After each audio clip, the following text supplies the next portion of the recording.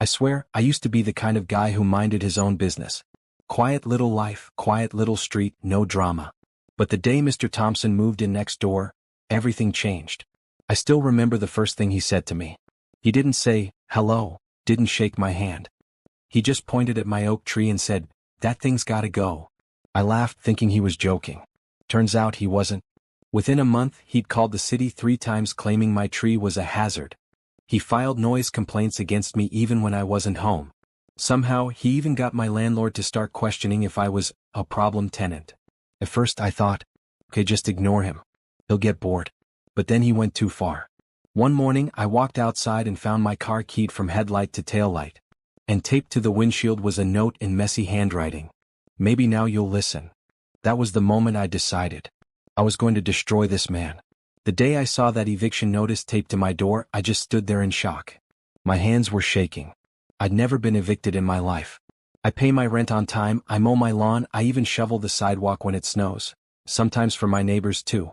I called my landlord immediately. Mr. Allen, there's a notice on my door? What is going on? He sighed like he was exhausted. Look, I've had 3 different reports about you from Mr. Thompson. Noise disturbances, threats, and now, he paused, property damage to his truck. I couldn't even speak. You believe him? I don't want to, but the HOA is on my back. They say if the disturbances continue, I'll be fined. I looked across the street. Thompson was sitting on his porch, sipping a beer, smirking like a cartoon villain. I swear I could feel my blood boiling through the phone. Mr. Allen, I said, my voice shaking but calm, I need 2 weeks. Just 2 weeks.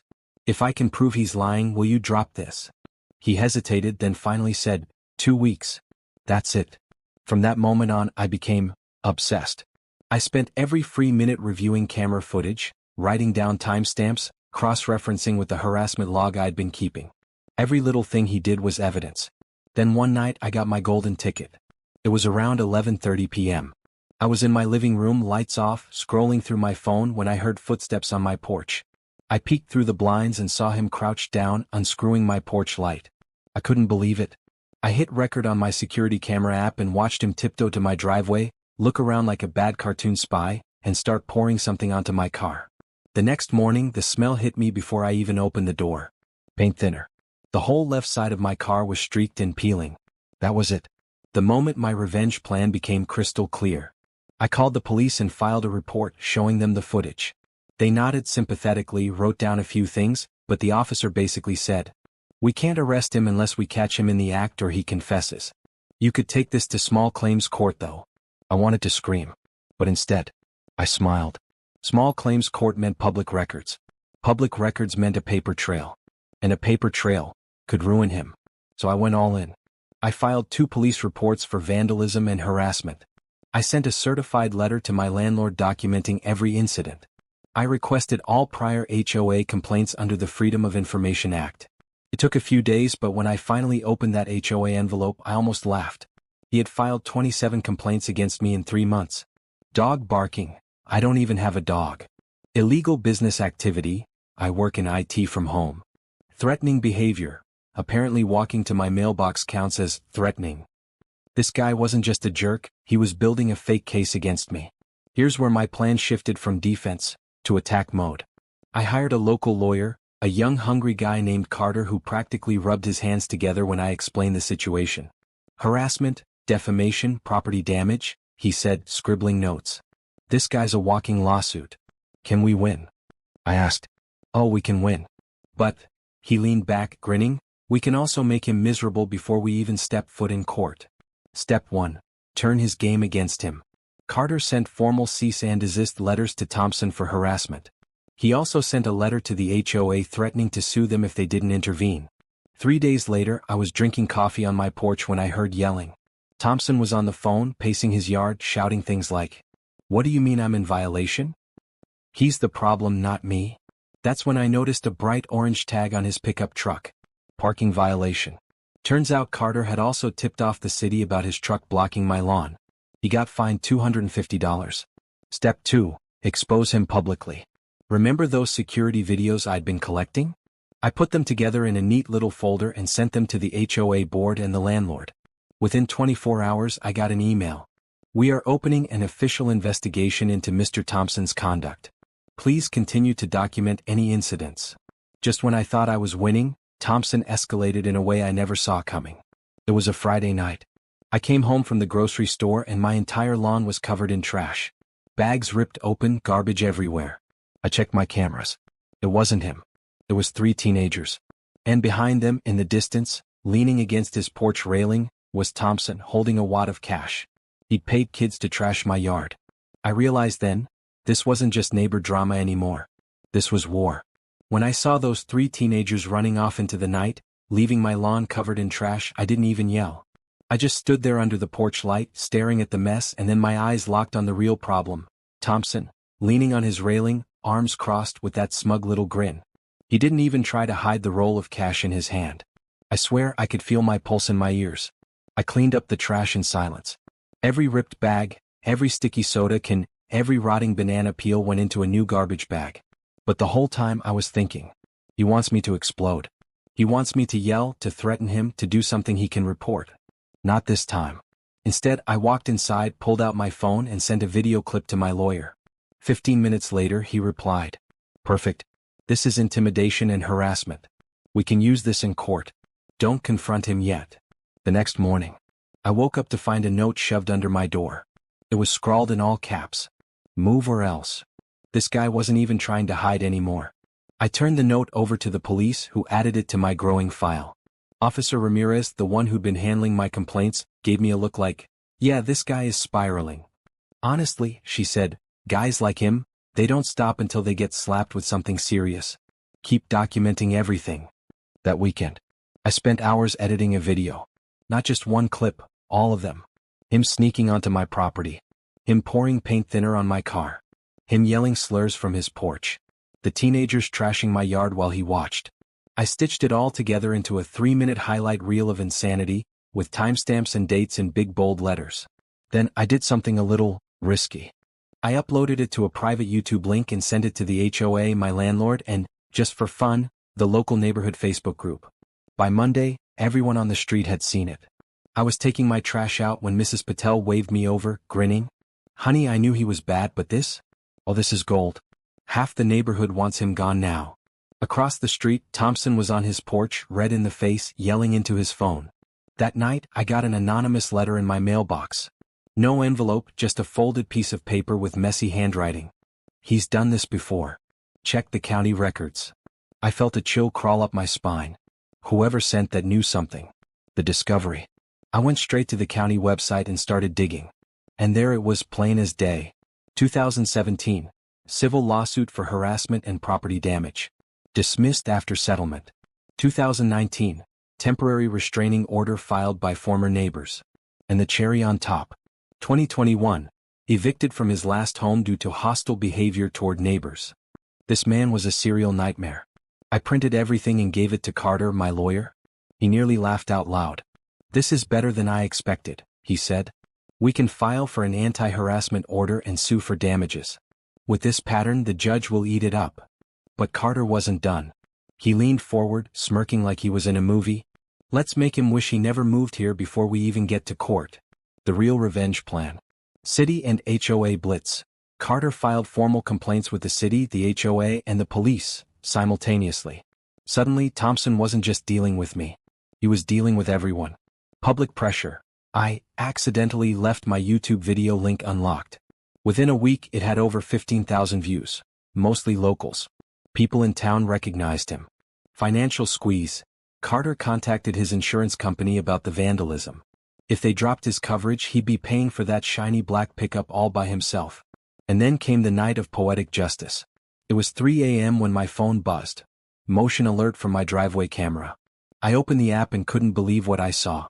Thompson's truck, rolling backward, straight into a fire hydrant. Water exploded into the air like a fountain in Vegas. He stumbled out in his pajamas, slipping in the mud, screaming at the sky. I didn't even have to touch him. Karma handled it for me. The next day I got a call from Carter. "You're not going to believe this," he said, almost laughing. "He tried to file a complaint against you for the truck accident.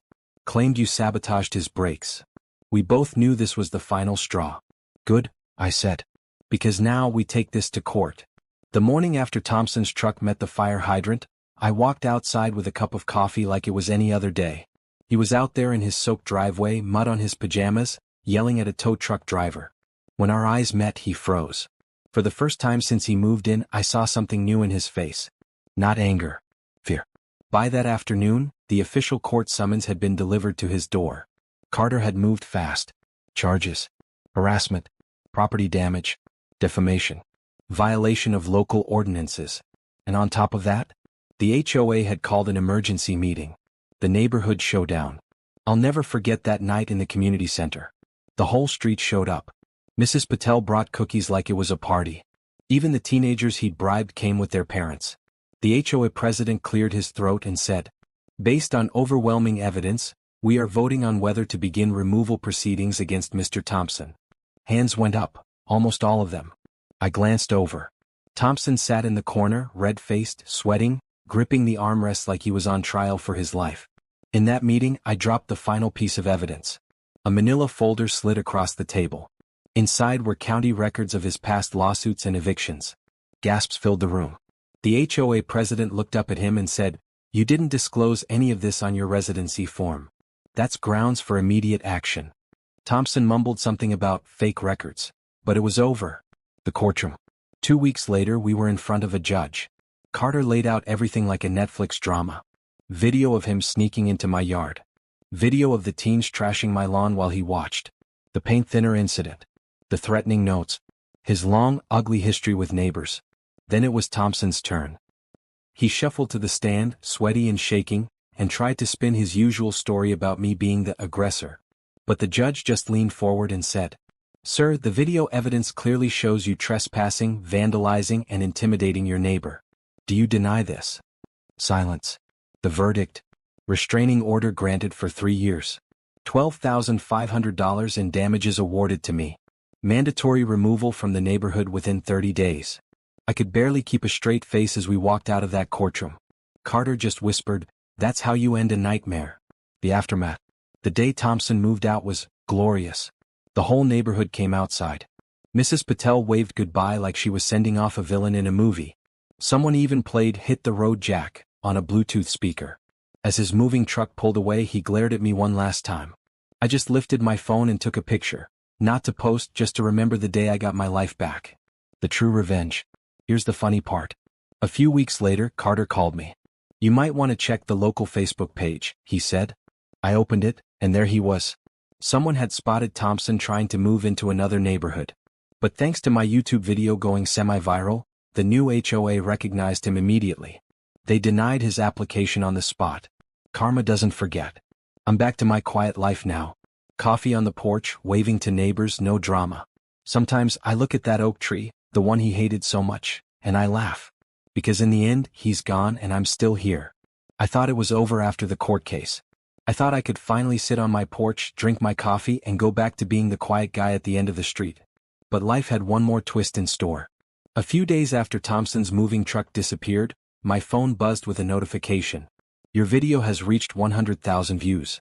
I had completely forgotten that I left the Neighbor from Hell compilation on YouTube. And now, it was viral. Suddenly, I had reporters reaching out, asking if I'd be willing to talk about my experience with a nightmare neighbor. A local news station even ran a 2-minute segment on it. The thumbnail? A freeze frame of Thompson with a paint thinner can mid-sneak. Then the comment section blew up. "I can't believe this man is real," face with tears of joy. "Justice served. You're a legend. This guy's history should be public. Protect your neighborhoods." It went from just my street knowing, to the entire county knowing. One night, Mrs. Patel knocked on my door holding her iPad. "Sweetheart," she said, "did you see this?" It was a Reddit post titled, "Neighbor from Hell Gets Instant Karma." And under it, my video. Thousands of comments. People from all over the country cheering for me, telling their own horror stories. I realized, my little revenge had become internet justice. 2 weeks later, I got a letter in the mail. Not a threat. Not from the HOA. From Thompson's lawyer. Apparently, he was trying to sue me for defamation because the video ruined his reputation.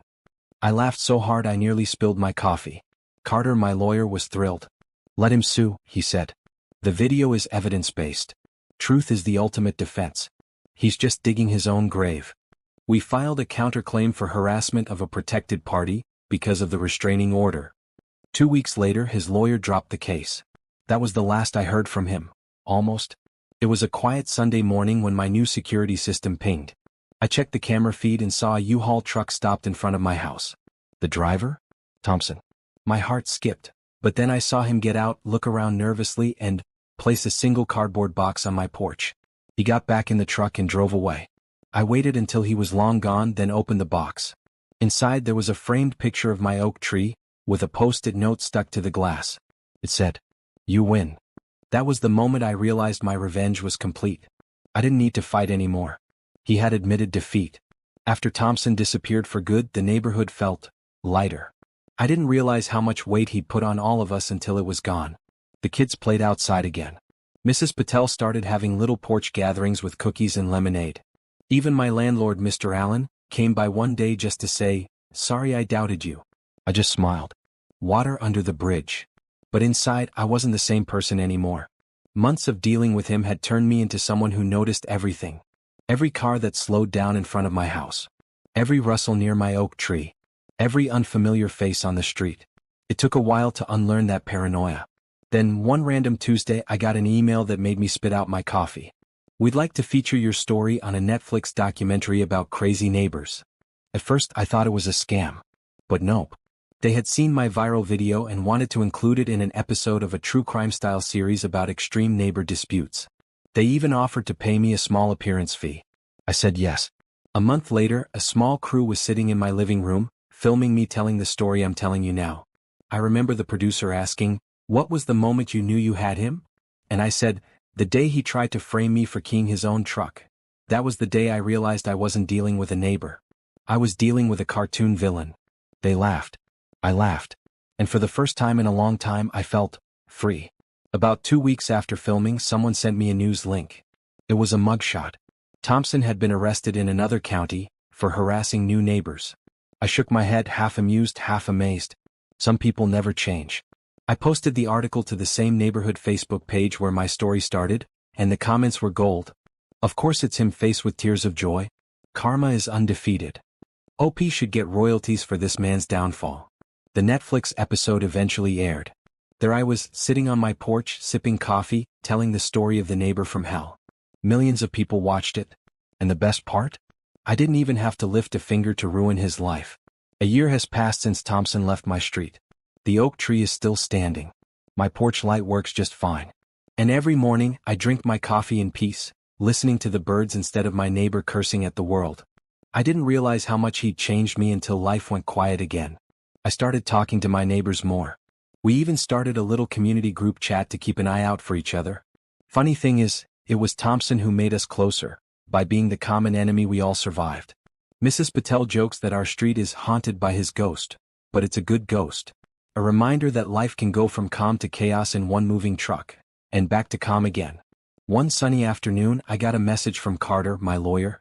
"Thought you'd want to see this." It was a screenshot from a regional news site. "Local man arrested again for neighbor harassment. Repeat offender faces jail time." And the picture was Thompson. I actually laughed out loud. The article said he'd moved to a small town 2 hours away and started the same pattern. Complaints to the city. Threatening letters. Vandalism. But this time, the neighbors had seen my viral video first. They were ready. Police caught him trespassing with a can of spray paint in his hand. And this time, he wasn't just facing fines. He was facing jail. I closed my phone and just sat there on my porch, staring at the oak tree. I realized I didn't feel angry anymore. I didn't even feel triumphant. I just felt free. Life after revenge.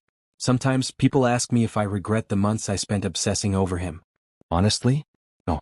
Because it taught me something important. Some people can't be reasoned with. Patience and documentation beat anger every time. And karma. Oh, karma always shows up. A few weeks ago, I got a letter in the mail from Netflix. Royalty check. Apparently, the episode of Neighbors from Hell featuring my story became one of their most watched of the season. I used the money to take a little vacation to Florida. Sunshine, beaches, and 0 neighbors from hell. On my first night back home, I stepped onto my porch with a cup of coffee, looked at that old oak tree and smiled. The street was quiet. The air was warm. And for the first time in what felt like forever, I whispered to myself, "I win." I stood on my porch one last time that evening, coffee in hand, watching the sun dip below the oak tree that started it all. The street was quiet now. No shouting. No threats. No neighbors from hell. I thought about everything that happened. The sleepless nights, the cameras, the courtrooms, the viral video that turned my nightmare into justice. And I realized something. In the end, I didn't just get revenge. I got my life back. I took a deep breath, felt the warm air on my face, and whispered to myself, I win.